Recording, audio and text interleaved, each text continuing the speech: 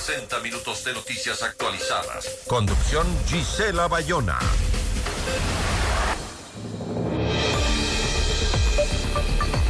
Tras 3 meses desde que iniciaron los apagones debido a una grave crisis eléctrica, el presidente Daniel Noboa anunció la mañana del 10 de diciembre que los cortes de luz en el Ecuador se suspenden a partir del 20 de diciembre de 2024.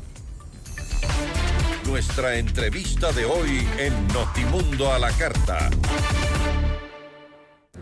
Nos acompaña a esta hora el experto energético Sebastián Rivadeneira. ¿Cómo está? Muy buenas tardes. Muy buenas tardes, Gisela. Gracias por estar con nosotros. Sebastián, el mandatario detalló que la suspensión de los cortes de luz se sustenta en 4 razones. Recuperación de la capacidad instalada, incorporación de nueva energía para el país, la compra de energía a Colombia y la mejora de las condiciones meteorológicas. ¿Estas razones son suficientes para superar el déficit energético que nos llevó a esta crisis? La primera responde a un programa de aproximadamente 3 años atrás, en donde se tiene que mandar a fabricar los repuestos para el intercambio de piezas en las centrales térmicas, y esto demora. Hay algunas centrales que tienen 40, 50 años de antigüedad y muchos de los fabricantes ya no existen. Entonces estos eran planes que estaban ya debidamente sustentados, algunos de los repuestos inclusive estaban en bodega, y esto se debía más a una falta de decisión de ejecutar el tema de la reparación. Pero entonces igual eso quiere decir que le damos un check a la recuperación de la capacidad instalada. Sí. En cuanto al segundo tema, lo único que se encuentra como generación nueva son los 100 megavatios de la barcaza, es decir, 40 minutos menos de racionamientos. Sin embargo, los otros contratos solamente están en papeles. De hecho, los motores que venían y que se podía ver que estaban envueltos en un plástico blanco, solo venían los motores y no los generadores. Y también se debe considerar que hay los sistemas auxiliares, el sistema hidrocarburífero, es decir, la logística, el personal, el sistema SCADA y un montón de sistemas auxiliares, los cuales deben ser instalados. No basta con poner los motores sobre una losa de hormigón y anclarlos a través de pernos, sino que tienen que hacerse pruebas, ajustes. Entonces, estos motores y estas nuevas centrales térmicas de motores ya no están concebidas como un tema de emergencia, porque esto ya lo vamos a superar. Esto ya vendría para el año 2025 para apoyar las horas pico, que son de 6 de la tarde a 9 de la noche. En cuanto a la importación de energía de Colombia, el año anterior el Ecuador pagó $281 millones por consumo de energía. Solamente en el mes de diciembre vamos a pagar aproximadamente $100 millones a 35 centavos en promedio el kilovatio hora. Y si a eso le sumamos que enero, febrero y marzo vamos a seguir consumiendo, es una gran cantidad de salida de energía de dinero del país para contar energía. Y el último tema, que es el tema meteorológico, sí, apoyarse en el tema meteorológico es apoyarse en un bastón roto. Pero entonces, ¿en qué proyecciones se fundamenta para realizar este anuncio? Sí hay cómo hacerlo. ¿Por qué?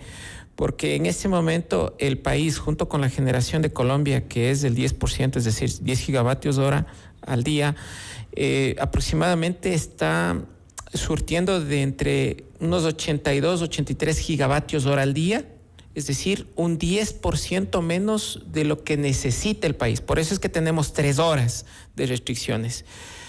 ¿Qué significa esto? Que el país en un día promedio de trabajo utiliza o consume 90, 91 gigavatios hora al día. Entonces tenemos un 10% de déficit, por eso son 3 horas.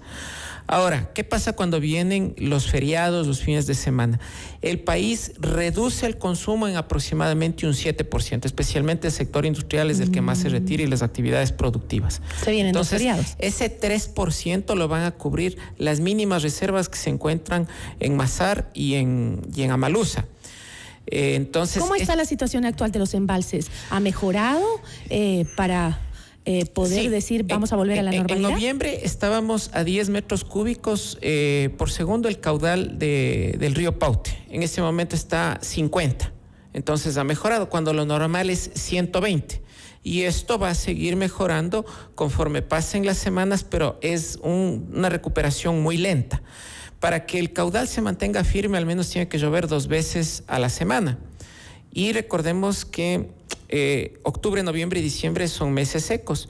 Sin embargo, como el estiaje se adelantó 45 días y empezó a mediados de agosto, sí hay una hipótesis que se está corroborando, en la cual planteé que también, así como se adelantó la sequía, también se adelanta el tema de la recuperación de los caudales. Entonces, si los caudales iban a recuperarse entre enero y febrero, ahora los caudales paulatinamente se están recuperando entre diciembre y enero, pero la recuperación es lenta, es decir, no hay que confiarse. Pero estamos basando las decisiones en hechos que todavía no ocurren. Exactamente. ¿Qué quiere decir esto? Que a partir del lunes 6 de enero, que cuando retoman las actividades habituales los ecuatorianos, ahí van a tener un problema. ¿Por qué? Porque no tienen la reserva suficiente. Recordemos, Gisela, que en estos días que he estado con 83 gigavatios hora al día, hemos llegado a las 7 de la noche a una demanda pico de 3.600 megavatios, cuando lo normal es 4.500. ¿Cómo van a cubrir esos 900? Fácil, van a arrancar todas las turbinas Pelton que están en molino y se van prácticamente a consumir el embalse rápidamente, y existe el riesgo de que en enero, a partir de la segunda semana, otra vez ocurra el problema de los racionamientos. Entonces, es una decisión política. Es una decisión política. A ver, pero el presidente, aquí saqué justamente una cita textual de lo que dijo el presidente. Dijo: nosotros hemos hecho todo lo necesario para que, independientemente de las condiciones climáticas que nos afecten en el futuro, esta sea la última crisis energética que golpee de esta forma al Ecuador. El hecho de que se reduzcan o eliminen los racionamientos no significa que se haya eliminado la crisis. La eliminación de la crisis significa tener al menos una reserva técnica del 20% de generación, especialmente térmica, es decir, aparte de lo que ya se tiene, lo cual no está. Reestructurar el sector eléctrico ecuatoriano, que es deficitario, eliminar el tema de la corrupción y, por supuesto, el inicio y la construcción de los grandes proyectos hidroeléctricos, de lo cual que no es de un todavía no otro. se ha hecho. Ahora, recordemos un poco cómo fueron evolucionando las proyecciones del gobierno. En agosto nos prometieron que ni siquiera iban a haber apagones. En septiembre comenzaron los racionamientos de energía. Cuando habían apagones de 8 horas, nos prometieron una reducción semanal hasta llegar a las 4 horas diarias.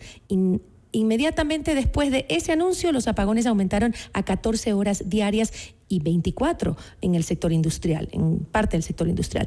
Luego, en noviembre, mantuvieron la promesa de 0 apagones para diciembre. Hoy nos dicen que el 20 de diciembre termina definitivamente los apagones.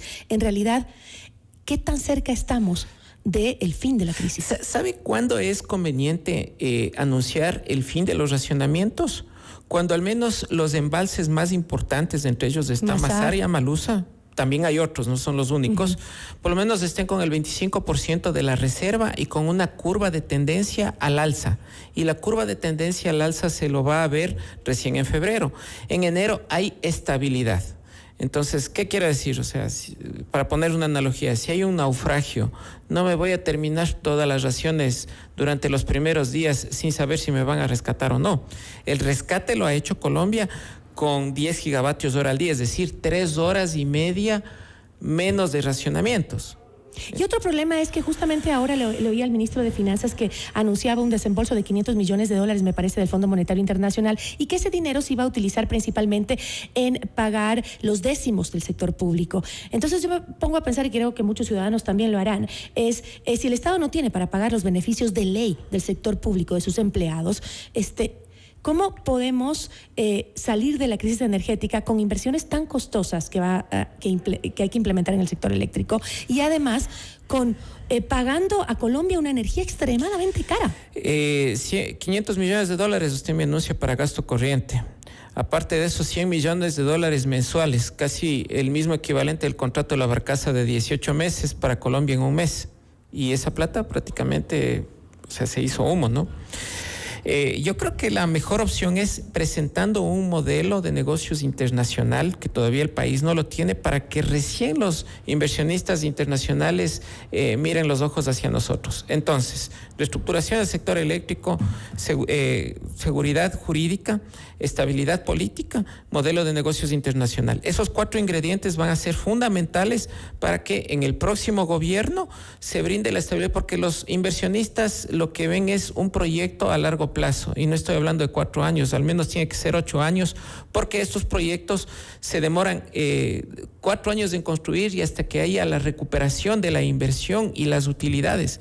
Entonces, por eso es que el gobierno no ha anunciado estos proyectos tan esperados, los hidroeléctricos, los térmicos, que sí se los está desarrollando de manera privada, para al menos cubrir 1.500 megavatios que den un 50% más de lo que produce Coca-Cola Sinclair. Si Coca-Cola Sinclair produce 8.000 gigavatios hora al año, esta termoeléctrica a vapor va a producir 12.000 gigavatios hora al año. Y si el país tiene un crecimiento de 2.000 gigavatios hora al año, significa que el Coca-Cola Sinclair en 4 años se acabó y tenemos que hacer otro Coca-Cola Sinclair. Pero esta central térmica no va a depender de eventos meteorológicos, sino una central que produzca más barato de lo que nos están consumiendo las térmicas, que prácticamente le está quebrando al sector eléctrico ecuatoriano. Bueno, con eso me voy a quedar. Veamos qué sucede. Ojalá por los ecuatorianos que se cumpla de que los apagones se terminen en diciembre. Ojalá, Dios quiera, y así sea. Pero lo volveremos a invitar para seguir conversando. Sebastián, muchísimas gracias. Un placer, muchas gracias por la invitación. Nos acompañó Sebastián Rivadeneira, experto energético. Este es el informe de